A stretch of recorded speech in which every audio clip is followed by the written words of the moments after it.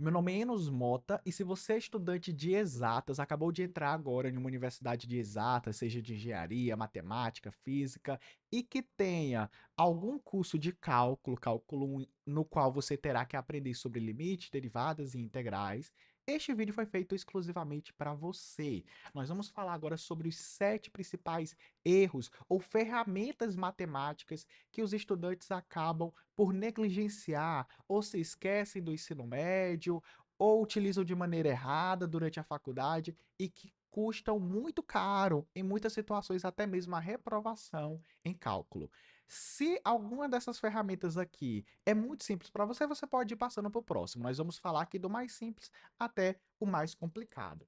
A primeira é fração. E eu sei que pode parecer besteira, mas é muito importante saber fazer operações de soma, subtração, multiplicação, divisão de frações e também algumas simplificações. Por exemplo, se eu tenho que somar aqui 1/2 mais 1/3, você tem que ter a noção de que não pode somar duas frações que tenham denominadores diferentes. Então, ou você vai fazer um processo de MMC, no caso, ver que 2 e 3, o MMC é 6, certo? Portanto, 6 dividido por 2 é 3, vezes 1 é 3. Aqui, 6 dividido por 3 é 2, vezes 1 é 2.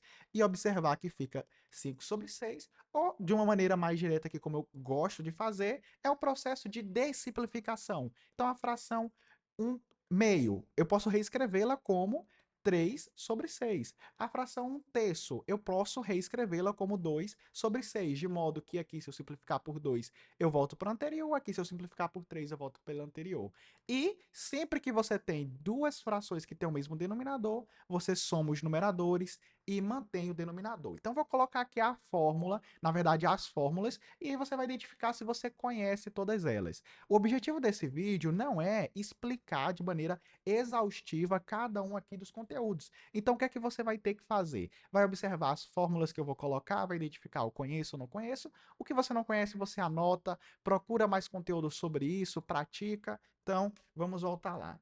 O que é que você precisa saber? Sempre que você tem duas frações que têm o mesmo denominador, e aí aqui em cima você tem números, digamos, eu vou botar aqui A, B e C, você ganha o direito de somar o A com o B e manter o C como denominador. Já quando você faz a multiplicação, você tem aqui A vezes A mais B, A sobre B, vezes C sobre D. Você tem que multiplicar o que está em cima com o que está em cima, que é A vezes C, e multiplicar o que está embaixo com o que está embaixo, que é B vezes D. Outra coisa aqui muito importante, que muitas vezes os alunos acabam cometendo erro, é na hora de simplificar. Olha, gente, aqui é um alerta muito importante.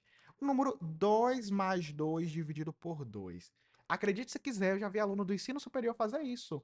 Cancela o 2 com 2 e dá 2. E não é que a pessoa acertou, porque 2 mais 2 é 4, que dividido por 2 é igual a 2. Mas foi apenas aqui um golpe de sorte. É claro que você não pode fazer isso. Então você pode ter aprendido lá no ensino médio, no ensino fundamental, que eu posso cortar o que está em cima com o que está embaixo. Mas cuidado, é apenas se ambos estiverem multiplicando. Então, por exemplo, se você tem alguma expressão como 2A mais 3A dividido por 5, o que é que você pode fazer? Você pode colocar, eu vou colocar aqui embaixo algumas outras expressões, para ficar um pouco mais complicado. Vou botar 5A mais 7A. Então, o que é que você pode fazer? Você pode colocar aqui 2A mais 5 mais 3A é igual a 5A, e 5A mais 7A é igual a 12A. E aí você pode sim cortar o A com A. Por quê? Porque ele está multiplicando. Mas, por outro lado, você não pode simplesmente fazer assim: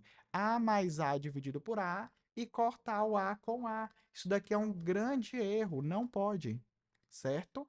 Então, caso você tenha ainda algum tipo de dúvida em relação à fração, em relação a inverter uma fração, por exemplo, A sobre B, quem que é a inversa? É B sobre A. Ou se tiver uma operação com várias frações, A sobre B, dividido por C sobre D, de manter a primeira, multiplicar pelo inverso da segunda, qualquer uma dessas coisas, procure vídeos sobre isso, procure material complementar, porque vai te ajudar muito durante seu entendimento aqui da disciplina de cálculo. Vamos para próximo para o próximo tópico, né, que é o de potenciação. Então, tipicamente, todo mundo sabe que se você tem A elevado a N, isso significa que é A vezes A até A, que está multiplicado aqui por si mesmo N vezes, certo? Todo mundo sabe disso. Só que algumas propriedades aqui são muito importantes, são utilizadas o tempo todo em cálculo. Então, por exemplo, se eu tenho uma expressão x elevado ao quadrado elevado ao cubo, ou de maneira mais simples, x ao quadrado ao cubo. Uma das propriedades que você tem que lembrar que é que você mantém a base e multiplica os expoentes, porque é uma potência de potência. Então, você vai ter 2 vezes 3, e significa x elevado a 6. Então, vou colocar aqui uma lista de propriedades que você precisa saber. Sempre que você tem duas potências, ambas com a mesma base, aqui você tem determinados expoentes, você mantém a base e soma os expoentes. Quando você tem uma divisão, com potências de mesma base, você mantém a base e subtrai os expoentes. Quando você tem potência de potência, você mantém a base e multiplica os expoentes, certo? E aqui algo também muito importante sobre as potências é o que acontece quando você tem expoente negativo. Então, para que aquelas propriedades que eu enumerei aqui atrás continuem sendo válidas, você precisa que A elevado a menos N seja 1 sobre A elevado a N. Por exemplo, 3 elevado a menos 2, você inverte o 3 e aí pega e bota elevado a 2. Então tinha o sinal negativo, primeiro você inverte e coloca elevado ao positivo. Então fica 1 sobre 9. Se fosse uma fração, por exemplo, 2 sobre 3 elevado a menos 3. Primeiro você inverte, então fica 3 sobre 2, e aí sim eleva a 3. E aqui uma propriedade adicional que a gente pode colocar, por exemplo, se você tem A elevado a N vezes B elevado a N, você pode primeiro multiplicar o A vezes o B e pegar o resultado e elevar a N. A mesma coisa aqui também vale para a divisão. Se você tem A elevado a N dividido por B elevado a N, é a mesma coisa que A sobre B, depois tudo isso elevado a N. E tudo pode ser lido em ambos sentidos, da esquerda para a direita ou da direita para a esquerda. Então aqui eu tenho 3 sobre 2 elevado a 3, esse 3 aqui distribui em cada um dos números. Então eu vou ter 3 ao cubo dividido por 2 ao cubo, que é igual a 27 dividido por 8. Então aqui são algumas propriedades de potenciação e a gente não pode falar sobre potenciação sem citar também os produtos notáveis e eventuais fatorações. Então, vamos lá. Você precisa obrigatoriamente conhecer as seguintes fórmulas e ter as mesmas de cor. As fórmulas são quadrado de um binômio aqui de uma soma. Então, A mais B ao quadrado. Como é que a gente fala? O quadrado da soma é igual ao quadrado do primeiro, mais duas vezes o primeiro vezes o segundo, mais o quadrado do segundo. Isso daqui é uma consequência imediata de aplicar a distributiva, mas é importante ter isso daqui de cor. Tanto para quando você vê uma expressão deste tipo, você conseguir escrevê-la, fatorá-la desta forma. Em cálculo de alguns limites, isso daqui é algo fundamental. Você vai ver várias questões sendo resolvidas com propriedades como estas. Além disso, se este sinal aqui, que é positivo, tiver negativo, então a menos b ao quadrado é igual a ao quadrado menos 2 vezes a vezes b mais b ao quadrado. Essas duas fórmulas que eu acabei de escrever são casos particulares de uma fórmula chamada binômio de Newton. Caso você conheça a fórmula, comente aí. Eu sou um dos que conhece a fórmula do binômio de Newton. A gente não vai precisar, assim, de maneira imediata falar sobre ele agora, porque eu estou falando sobre as coisas principais, as coisas mais básicas. Mas, quem sabe, o binômio de Newton já domina aqui estas duas fórmulas. Além disso, uma que muito importante, que você tem que estar atento para poder observar fatorações, é a diferença de quadrados.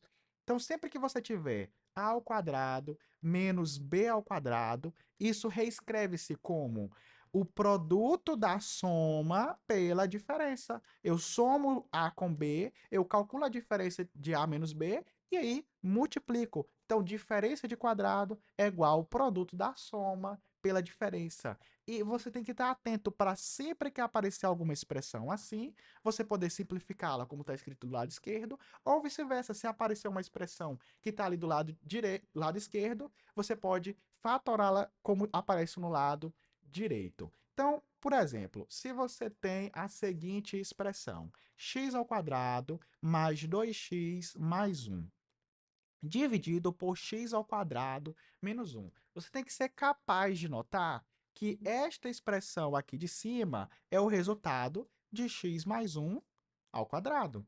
Por que que isto é verdade? Porque é o quadrado do primeiro, então tem o x ao quadrado, mais duas vezes o primeiro, que é o x, vezes o segundo, que é o 1, então 2 vezes x vezes 1 é 2x, mais o quadrado do segundo, então aqui tem um 1 ao quadrado é 1. Já aqui embaixo, eu tenho uma diferença de quadrados. Embora não esteja explícito, embora tenha apenas x ao quadrado e não 1 ao quadrado, não há pecado algum em colocar o símbolo de quadrado aqui. Então, aqui é o 1, tudo bem, mas eu boto símbolo de quadrado, porque 1 ao quadrado é 1. Então, aqui é uma diferença de quadrados. E sendo diferença de quadrados, é exatamente esta fórmula com a igual a x e b igual a 1. Então, é só colocar x mais 1 vezes x menos 1. Então, aqui fica x mais 1 vezes x menos 1. E, portanto, você consegue observar que lá em cima, sendo um produto, né, que é x mais 1 ao quadrado, portanto, x mais 1 vezes x mais 1, e aí quando nós temos produto, já que nós vimos lá na aula de fração, quando nós temos um produto em evidência, nós podemos cancelar em cima e embaixo, então nós temos que essa expressão fica x mais 1, para os alunos mais pedantes, se x for diferente de menos 1. Por quê? Eu não posso cancelar um termo igual a zero. Então, sempre que eu cancelo, eu tenho que anotar. Olha, esse x mais 1 não é zero. Portanto, x não é menos 1, certo? Esta expressão aqui, exatamente esta expressão, eu prometo que vai aparecer exatamente ela para vocês em alguma aula de cálculo ou algo muitíssimo parecido em algum limite, que está até mesmo em alguma prova. Então, o cálculo de um determinado limite, 90% do trabalho dele vai envolver esta expressão aqui, uma simplificação desta forma. Portanto, é muito importante conhecer aqui todos esses produtos notáveis. Outra forma aqui também de colocar termos em evidência, eu vou colocar aqui uma fórmula que não é tão conhecida, é a seguinte: se você tem uma expressão, lembra lá da fórmula de Bhaskara, que você tem ax ao quadrado mais bx mais c igual a zero, se tiver uma expressão como essa em algum denominador, algum numerador de uma fração e você precisa simplificar, você precisa fatorar ela, lembre-se do seguinte: você vai pegar essa expressão, aí você vai igualar a zero e vai aplicar a fórmula de Bhaskara, que eu acredito que todo mundo sabe aqui, certo? Então é delta igual a b ao quadrado menos 4ac e x igual a menos b mais ou menos a raiz de delta dividido por 2a, que tem raiz caso delta seja, tem duas raízes caso delta seja maior do que zero, uma única raiz, né, que é uma raiz dupla, se delta for igual a zero, ou nenhuma raiz real se o delta for negativo. Sabendo disto, aí você tem a seguinte, deixa eu colocar aqui, você tem aqui, na verdade, duas raízes, porque uma é quando você pega o positivo e a outra é quando você pega o negativo. Então, você vai ter x1 e x2 são raízes, certo? Supondo que x1 e x2 são as raízes, você escreve que ax ao quadrado mais bx mais c pode ser fatorado como, vamos colocar aqui, você pega este fator a, coloca aqui na frente, como é que se chama esse fator a? Se chama o coeficiente líder, porque ele é quem multiplica a maior potência de x. Você coloca ele na frente, multiplicando entre parênteses x menos x1, que é a primeira raiz, e x menos x2, que é a segunda raiz. E aí você vai conseguir fatorar alguma expressão. Por exemplo, se você tiver x ao quadrado menos, deixa eu pensar aqui, 6x mais 5 igual a zero. Então, quais que são as raízes desta equação? Para quem conhece soma e produto, sabe que o produto é igual a 5. Na verdade, eu gostaria de colocar o seguinte: de colocar um 6 aqui e o 5 aqui. Então, vamos lá. O produto das raízes, que seria x1 vezes x2, é igual a 6, e a soma das raízes, né, o negativo desse fator aqui, então seria 5. Quem não lembra de soma e produto pode fazer por Bhaskara tranquilamente. Pode dar uma pausa no vídeo agora e fazer por Bhaskara e verificar que você tem que as duas raízes desta equação têm produto igual a 6 e soma igual a 5. Quais que são os dois números que têm essa característica? São 2 e 3. 2 mais 3, 5. 2 vezes 3, 6. Então, posso dizer que x1 é igual a 3 e x2 é igual a 2. Então, aplicando esta fórmula aqui, nós temos que x ao quadrado menos 5x mais 6 é igual. O coeficiente líder aqui é o 1, então vou colocar aqui o 1. Então nem precisa colocar, né? Porque 1 vezes qualquer coisa é aquela outra coisa. E aí eu vou colocar uma multiplicação de x menos a primeira raiz, que é o 3, vezes x menos a segunda raiz, que é o 2. E você pode verificar que este produto é verdadeiro. Quando você tem x vezes x dá x ao quadrado, quando você tem x vezes menos 2 dá menos 2x, depois você tem menos 3x, que juntando dá menos 5x, que está aqui, e por fim você tem menos 3 vezes menos 2, que é igual a 6. Então você pegou uma expressão quadrática e fatorou. Para algumas questões, você vai precisar também saber como fatorar expressões que tem polinômio de grau 3, grau 4. Nós não vamos falar sobre isso neste vídeo, porque, mais uma vez, é um vídeo introdutório. Mas, a título de spoiler, caso você tenha alguma expressão maior, existem algumas ferramentas matemáticas que você pode utilizar para poder adivinhar algumas raízes que são raízes inteiras, raízes fracionárias, e a partir do momento que você encontra uma raiz, aquele polinômio é dividido por x menos aquela raiz. Você efetua algum procedimento para poder dividir o polinômio e vai diminuindo o grau até cair em algum polinômio de grau 1, que a fatoração é imediata, ou de grau 2, que a fatoração é exatamente como ensinei aqui. Se você não entendeu nada disso que eu acabei de falar, não se preocupe. Para fins imediatos, para os meses iniciais, para as aulas iniciais de cálculo, essa parte aqui que eu expliquei é suficiente. Então, vamos agora falar também sobre operações com radicais. A primeira coisa é saber que radicais e potenciação tem tudo a ver. Então, quando eu escrevo a raiz enésima de a elevado a m, este m aqui que está dentro vai ficar aqui no numerador da fração, que vai ser o nosso expoente, então vou ter o m aqui em cima, e este n aqui, que está no radical, né, o índice n, vai ficar no denominador. Então, esta é uma fórmula aqui que você precisa ter de cor. E um caso particular dela, que vai aparecer muito aqui, vai ser o seguinte: sempre que aparecer uma raiz quadrada, você pode saber que essa raiz quadrada equivale ao número a elevado a meio. Então, elevar a meio e extrair a raiz quadrada é exatamente a mesmíssima coisa. E muitas fórmulas de cálculo envolvem alguma potência e não o radical. E aí você pega o radical, transforma em potência e aplica a fórmula de cálculo e aí tá tudo certo. Você vai ver isso quando tiver, por exemplo, derivando a raiz quadrada de x, que é 1 sobre 2 raiz de x, certo? Então, você pode memorizar a derivada da raiz quadrada, como pode também utilizar alguns procedimentos para transformar a raiz quadrada numa potência e aplicar a que será famosa como fórmula do tombo ou fórmula da derivada de uma potência. Então, em suma, é muito importante conhecer essas propriedades aqui iniciais, mas não somente elas, mas como é que você pode trabalhar com duas raízes, por exemplo. Olha, um erro aqui muito bobo, mas eu confesso para vocês, já vi alunos cometendo, que é raiz de x mais raiz de y. Isso daqui não é raiz de x mais y. Por favor, não cometa esse erro. Isso daqui é algo absurdo. O que é verdade? Raiz de x, lembre-se que a raiz ela se comporta bem para o produto. Portanto, raiz de x vezes raiz de y é igual a raiz de x vezes y. A propósito, esta propriedade é válida supondo x e y positivos, tá?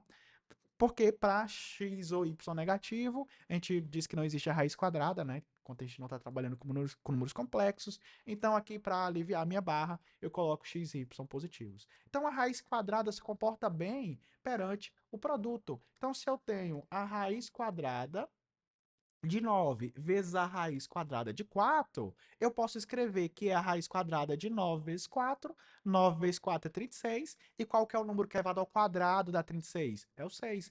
Ou poderia, se eu achar mais fácil, já simplesmente simplificar. A raiz de 9 é 3, a raiz de 4 é 2, 3 vezes 2 é igual a 6.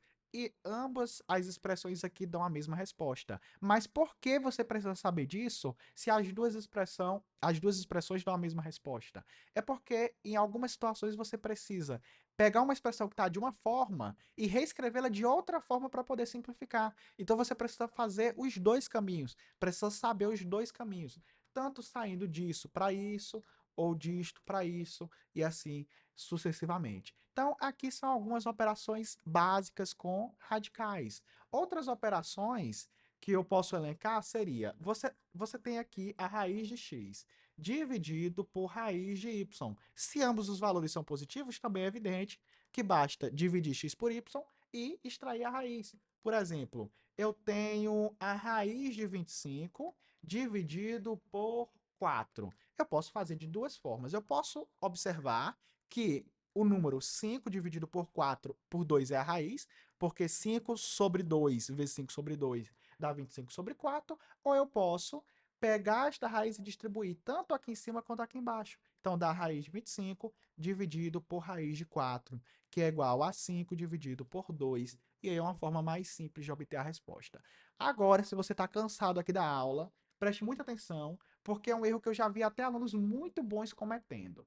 Olha só isso aqui. Você tem a expressão raiz. Deixa eu escrever aqui um bem específico. Eu vou colocar aqui a raiz de 100 dividido por 2. Aí eu gostaria de colocar o número 2 aqui dentro.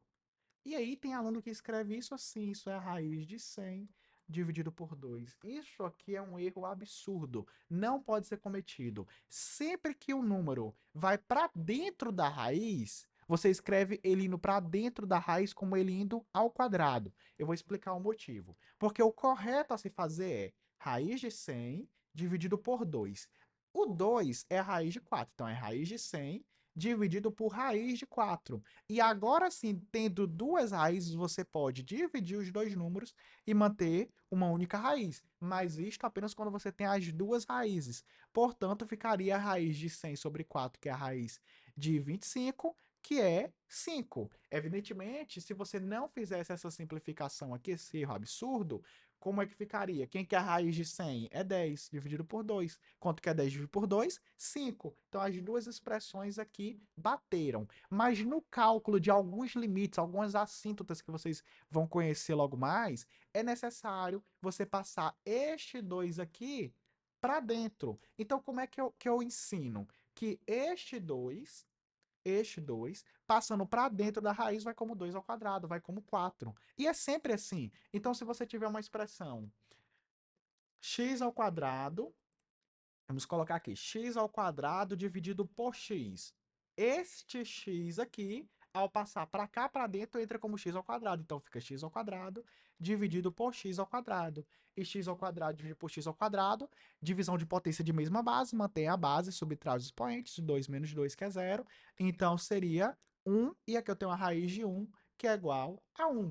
Ou, de outro modo, poderia só lembrar que eu posso cancelar o ao quadrado com a raiz quadrada, ali é um x, aqui embaixo é o x, x dividido por x é igual a 1. E mais uma vez, por que eu preciso conhecer as duas expressões? Porque em algumas simplificações é necessário você estar aqui, partir para isso e usar esse tipo de simplificação ou a outra. Então, no cálculo aqui, você vai ter que dominar muito bem todas as fórmulas, ter todas essas fórmulas aqui de cor, elas têm que virar algo assim, como o ar que respira. É realmente muito comum fazer todo esse tipo de simplificação e fica por debaixo dos panos. Às vezes, uma página de conta fica por debaixo dos panos e o professor vai falar só o resultado. E se você não tiver acostumado com esse tipo de cálculo, você não vai conseguir acompanhar bem a disciplina. Então, é muito importante a revisão e a prática constante dessas ferramentas aqui fundamentais. E antes de passar para a próxima propriedade, eu vou falar sobre o FACMAT.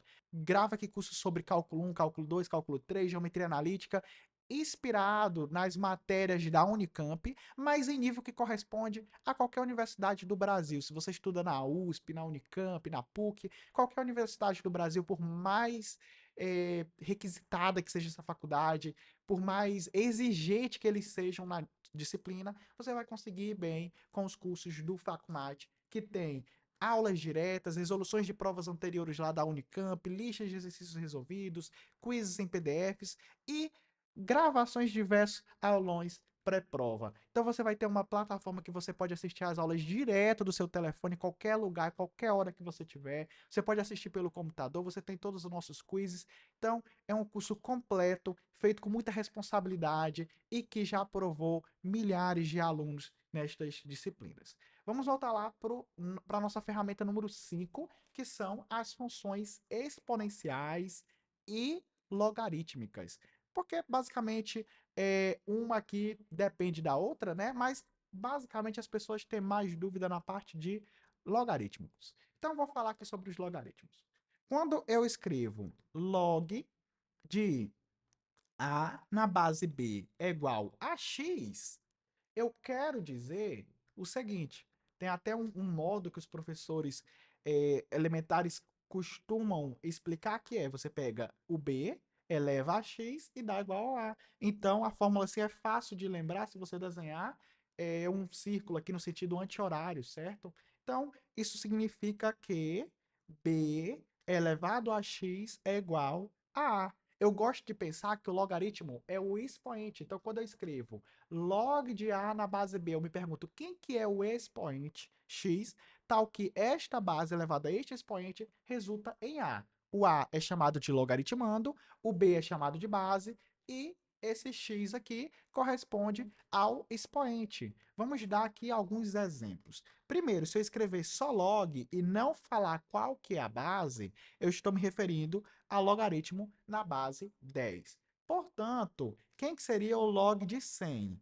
Quando eu falo log de 100, não disse a base, então é base 10. Quem que é o expoente, tal que 10 elevado a esse expoente é 100?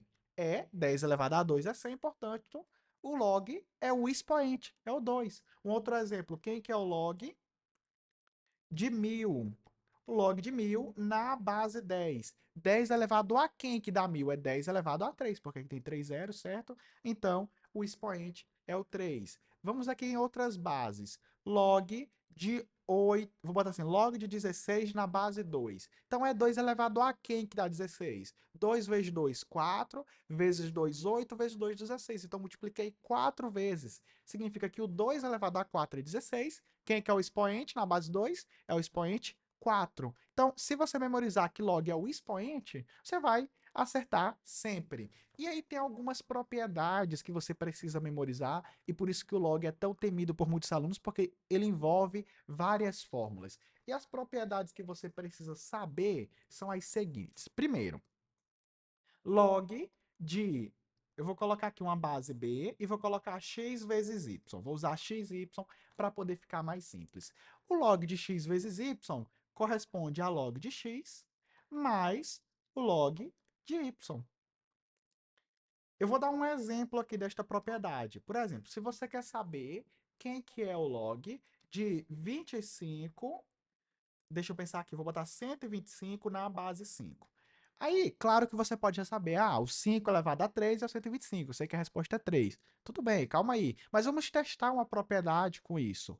Então, se eu reescrever este 125 como 25 vezes 5, eu vou saber aqui que seria o log de 25 mais o log de 5. Então, seria o log de 25 na base 5 mais o log de 5 na base 5. 5 elevado a quem que dá 25? Elevado a 2. 5 elevado a quem que dá 5? Elevado a 1. Então, é 2 mais 1, que é 3. Então, quando eu multiplico dois números, lembra lá da multiplicação de potência? Quando eu multiplico duas potências, os expoentes se somam. Se o log é expoente, significa que o log do produto é a soma dos logs, a soma dos expoentes. Então você pode utilizar isso daqui para você memorizar. Outra fórmula aqui análoga a essa. O log de x sobre y. Se o produto corresponde à soma, a divisão corresponde ao quê? Qual que é o contrário de soma? Subtração. Então seria o log de x menos o log de y. Vamos aqui para um simples exemplo. Eu tenho aqui o log de 10 sobre 10 na base 10. Se é a base 10, eu não preciso botar a base. Claro que você pode fazer 10 vezes 10 é 1, log de 1, quem que é o expoente que dá o 1? É 0. 10 elevado a 0 é 1, sei que a resposta é 0. Tudo bem, mas vamos ver se a gente consegue aplicar a propriedade. Isto seria, se eu tenho uma divisão, eu faço o log do numerador menos o log do denominador. E aí, o log de 10 eu sei que é 1, aqui também é log de 10, que é 1, então 1 menos 1 é igual a 0 e resulta na mesma expressão. Então, você vai utilizar isso daqui para algumas simplificações. Às vezes você está lendo o livro de cálculo e a resposta envolvia um log de um produto, de uma função que tem um produto, uma divisão. Então, por exemplo, aparece lá, você está resolvendo a questão e a resposta é log de A vezes B dividido por C. Aí o professor fala, olha, se é divisão, vira um log da subtração. Então, é log de AB menos log de C. Só que esta multiplicação vira log da soma. Então, é log de A mais log de B menos log de C. Olha como é tão simples, mas por simplesmente você saber que a resposta é esta e o professor escrever esta no livro ou no quadro, você pode ficar perdido na aula. Então, é muito importante conhecer todas essas ferramentas. Então, elencando aqui as propriedades. Além destas propriedades aqui, que eu posso citar sobre o log do produto, o log da divisão, você já deve ter notado que o log de um número na mesma base é sempre 1. Então, deixa eu escrever isso daqui também, que são simplificações muito importantes. O log de A na base A é sempre 1, porque A elevado a 1 é A.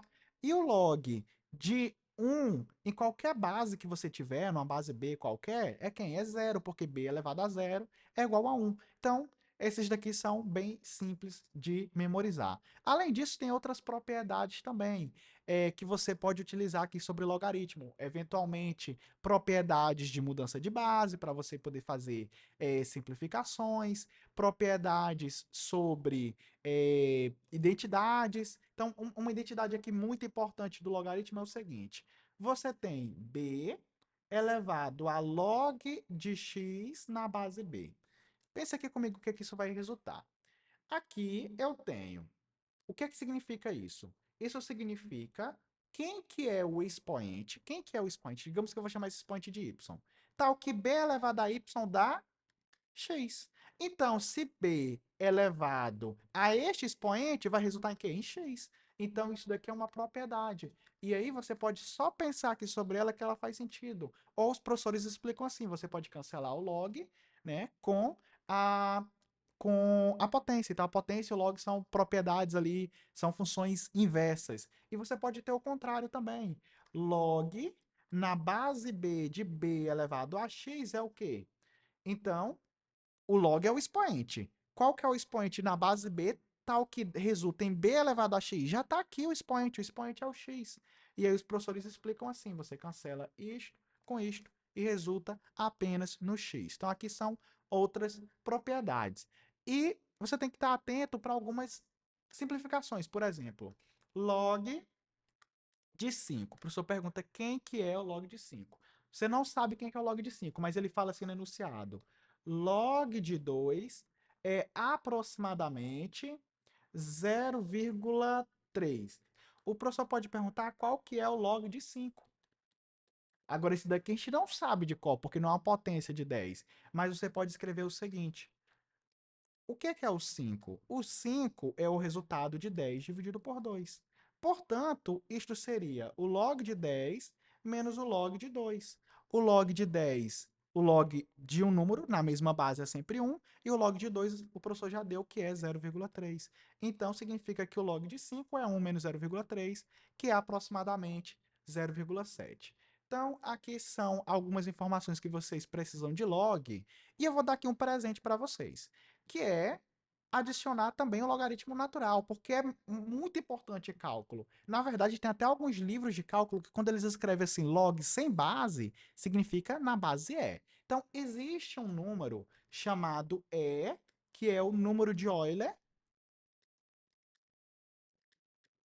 Este número aí é um número entre 2 e 3, tá? É 2,7 alguma coisa. É um número transcendente, é um número irracional. Então existe aí o número de Euler e que os matemáticos adoram este número de Euler e o motivo vocês vão aprender também em cálculo. É porque, por exemplo, a função número de Euler elevado a x vai ser a única função que quando você deriva, resulta nela mesma. A menos de somar aqui uma constante, né? Mas até quando eu somo uma constante, quando eu derivo, a constante desaparece. Então, de fato, essa é a única função em que derivando resulta nela mesma. E também integrando resulta nela mesma. Então, esta base aqui ela faz as fórmulas de cálculo ficarem muito melhores. E aí os matemáticos adoram trabalhar com log de x na base E, que por tanto trabalhar com este daqui, eles colocam só ln para não escrever essas três letrinhas aqui. Fica só ln de x.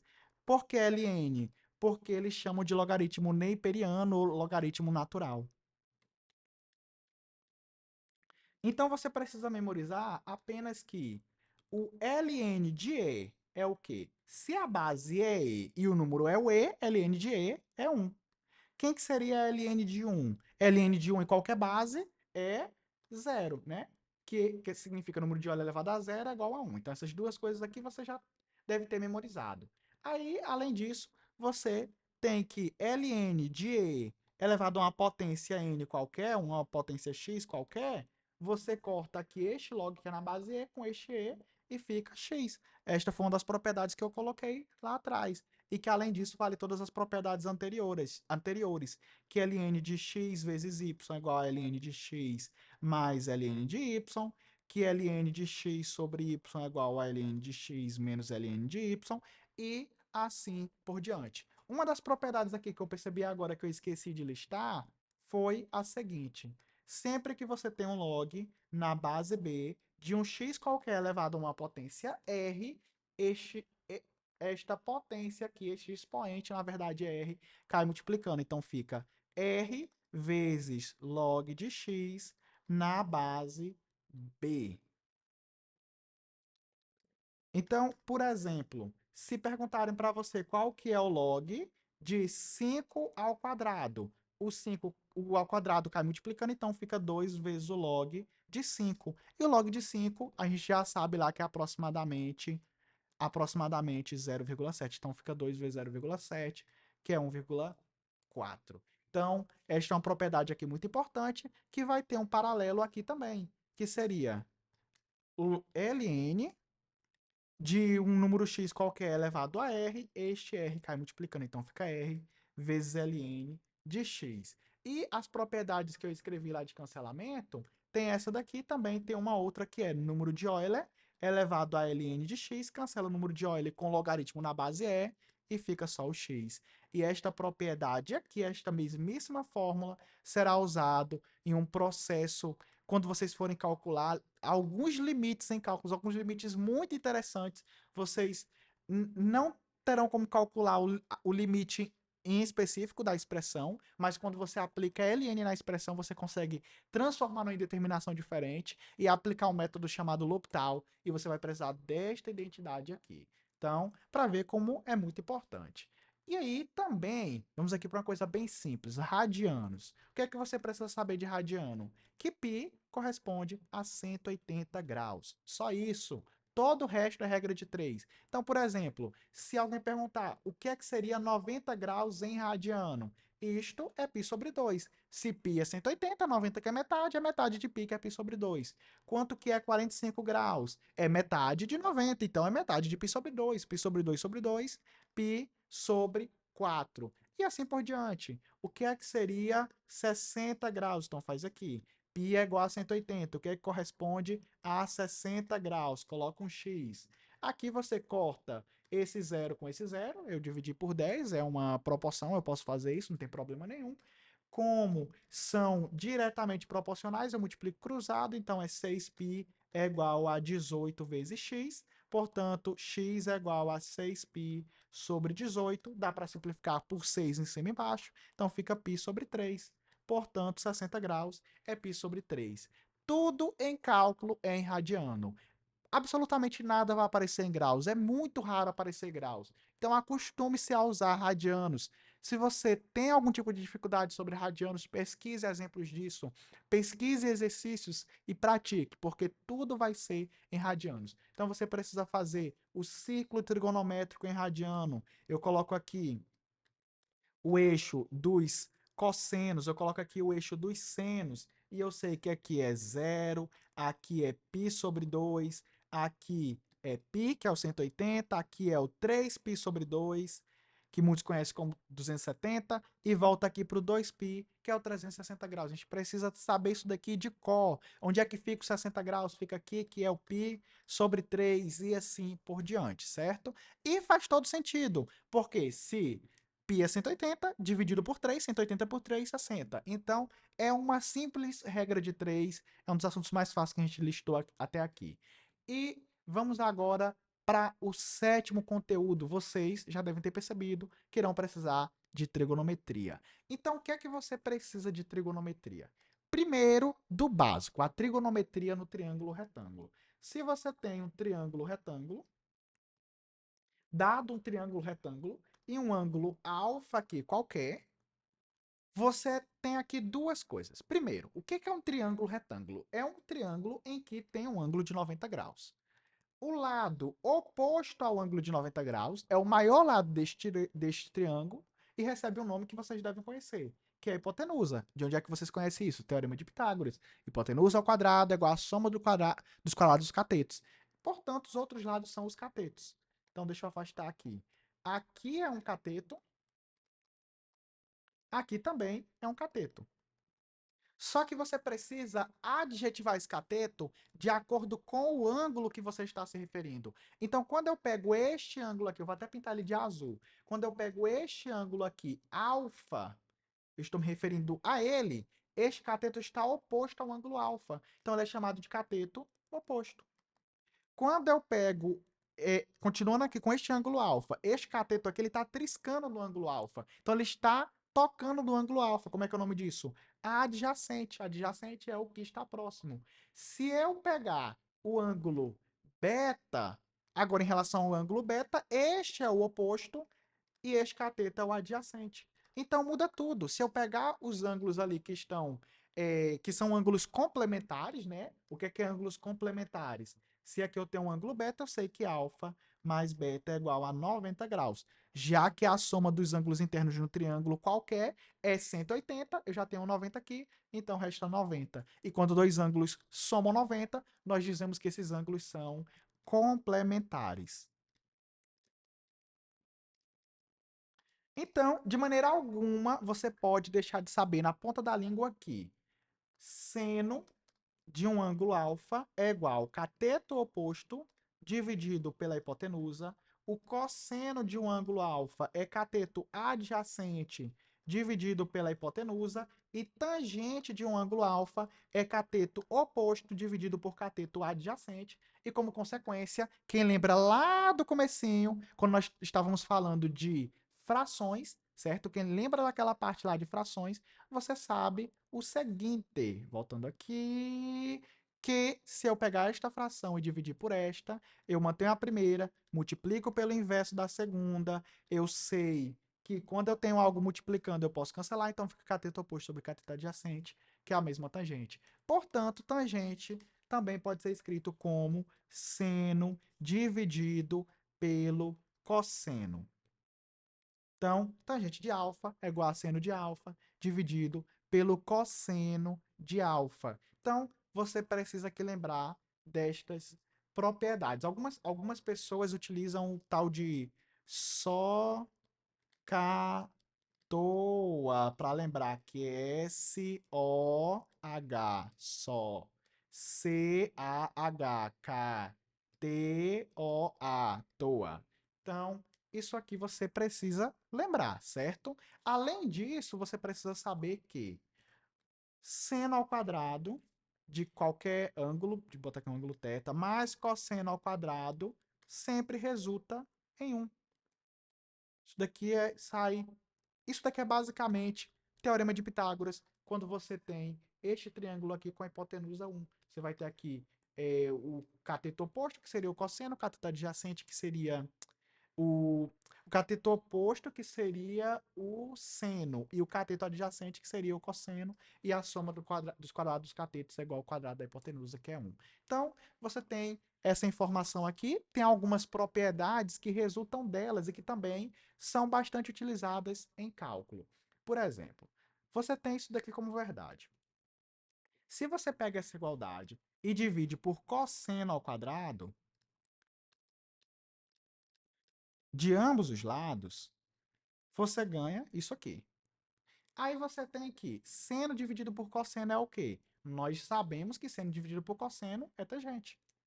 Então, nós temos a tangente ao quadrado de θ. Cosseno dividido por cosseno. Cancela. Então, dá 1.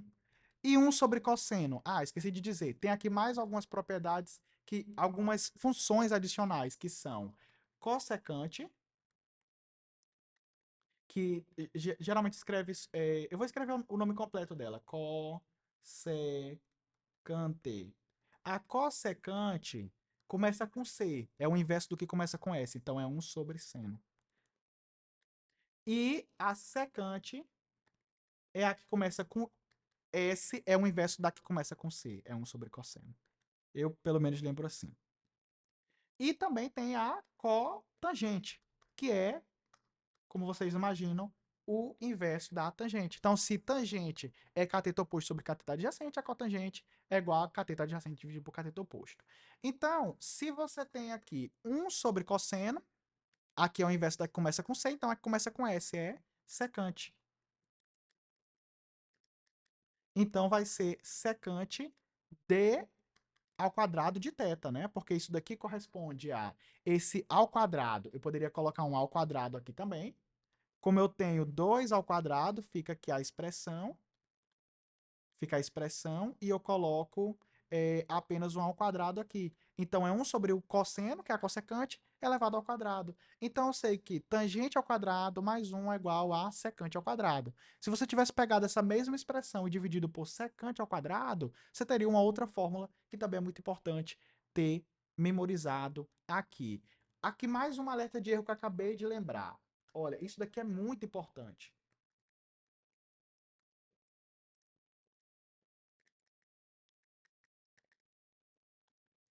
Seno, isso daqui é um erro muito bobo que muita gente faz. Seno ao quadrado, seno de x ao quadrado é diferente de seno ao quadrado de x. Note que eu até falei as expressões em ordem diferente. Aqui é seno de. Eu pego x, elevo ao quadrado e calculo seno. É seno de x ao quadrado. Primeiro eu calculo x ao quadrado, depois eu calculo o seno disso. Já aqui é o quê? É seno ao quadrado de x. Então, é seno ao quadrado. Então, primeiro eu calculo seno de x e depois elevo ao quadrado. Então, deste lado aqui eu tenho seno de x elevado ao quadrado. Para não ficar parecido com esse x ao quadrado, aqui x ao quadrado, se o aluno esquecer de colocar um parênteses, foi definido que eu colocasse assim. Eu coloco esse 2 logo depois do seno. Já isso aqui não, eu calculo o x ao quadrado e depois que eu calculo o seno. O resultado é totalmente diferente, tem que tomar muito cuidado até mesmo quando colocar isso aqui na calculadora. E tem também algumas outras expressões, de somas de ângulos que vão ser importantes, fórmulas de prostasféreses, mas algumas consequências delas que você precisa ter memorizado são, por exemplo, que o seno de 2x é igual a...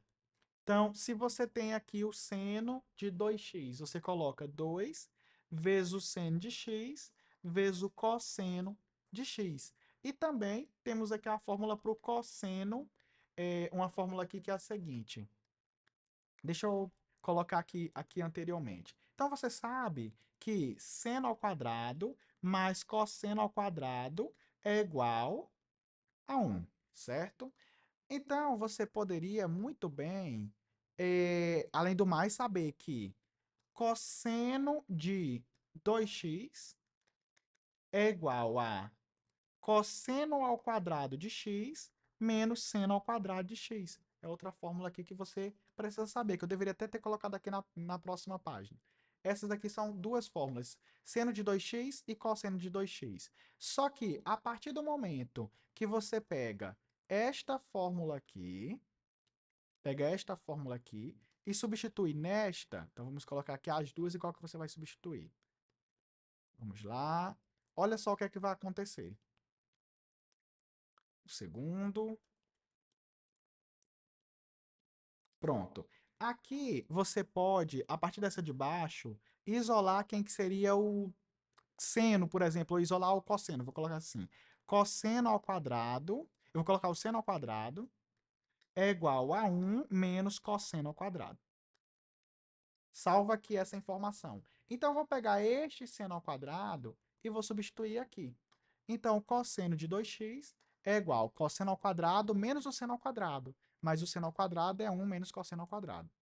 Então, você coloca aqui entre parênteses. Outra fonte aqui de erro. O número menos está aqui na frente. Ele vai mudar o sinal não somente do 1, mas também do menos cosseno ao quadrado. Já vi muitos alunos de ensino superior confundir isso. Então, você vai ter cosseno ao quadrado de x menos 1, menos com menos fica mais, cosseno ao quadrado de x. Então, é cosseno ao quadrado mais cosseno ao quadrado, que é igual a 2 cosseno ao quadrado menos 1. Portanto, o lado esquerdo diz que cosseno de 2x é igual ao que está do lado direito, que é 2 cosseno ao quadrado menos 1. Se você pegar esse 1 e passar para o lado esquerdo, você vai ter que cosseno de 2x mais 1 é igual a 2 cosseno ao quadrado de x. Se você pegar esse 2 e passar para o lado esquerdo, vai sair que cosseno ao quadrado de x é igual a cosseno de 2x mais 1 dividido por 2. E você vai precisar usar esta fórmula, pode até anotar e memorizar ela. Você vai precisar usar esta fórmula para calcular a integral de cosseno ao quadrado. Não tem uma fórmula bonitinha para a integral do cosseno ao quadrado. Você vai precisar primeiro saber que isto é verdade. Eu sempre esqueço essa fórmula, até por isso que eu faço esse procedimento aqui. Eu lembro sempre dessa, eu lembro sempre dessa, aí eu junto as duas e lembro que cosseno ao quadrado é igual a cosseno de 2x mais 1 dividido por 2. E aí a integral disso aqui vai virar a integral desta outra expressão. Esta você não consegue calcular. A integral dessa você consegue calcular com facilidade a partir de uma certa tabela. Então, todas essas fórmulas aqui de trigonometria são muito importantes e muito mais outras. Mas, para iniciar, fica estabelecida aqui essas fórmulas. Se qualquer uma dessas daqui que apareceu você não conhece, eu recomendo fortemente que você, mais uma vez, pesquise mais sobre as fórmulas, anote ela no caderno, no post-it e memorize. Caso você esteja assistindo esse vídeo agora, próximo aqui do dia 27 de março, eu convido que você assista ao nosso aulão no dia 30 de março, às 7 horas da noite. Será um aulão de revisão para P1 da Unicamp. E caso você esteja assistindo esse vídeo em qualquer outro dia, eu recomendo fortemente que você digite www.facumate.com.br e conheça todos os nossos cursos.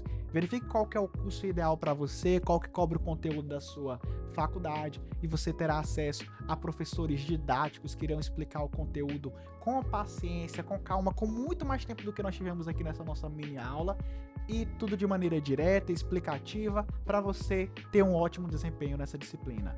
É isso, pessoal, espero que tenha ajudado. Até mais!